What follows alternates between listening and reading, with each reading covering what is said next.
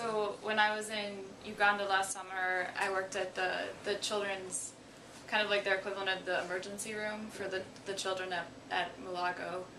And essentially what happens is that most of the kids there have malaria, and the way it kind of pans out is that since the parents don't have a lot of money, they wait until the very last second to bring their kids to the hospital. So they wait until essentially if the kid doesn't get medical treatment, they know that the kid's gonna die.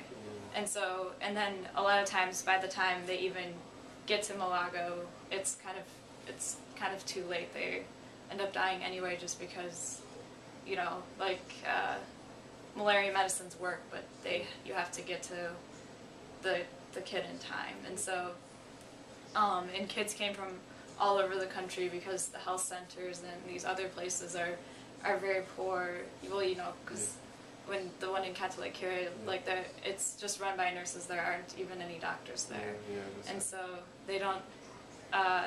So they can give drugs, but if someone's dying, it's a lot more difficult to work with. And so, really the only thing when I was in Uganda I could think of to change that was to prevent malaria, because unless the kids get there in time, the drugs don't necessarily even make a difference.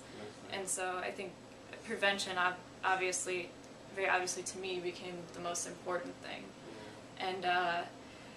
And so when I was in Katalikiri, I met all these kids. The morning I was there, they kind of, I guess they knew I was there, and they don't get a lot of visitors, I guess. And so I think they kind of wanted to come see me because they were interested and curious of, I guess, what I looked like.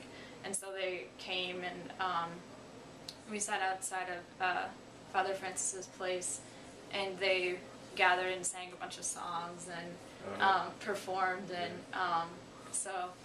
and a lot of those kids were from the neighboring schools in Boyale, and then even in Katalikiri.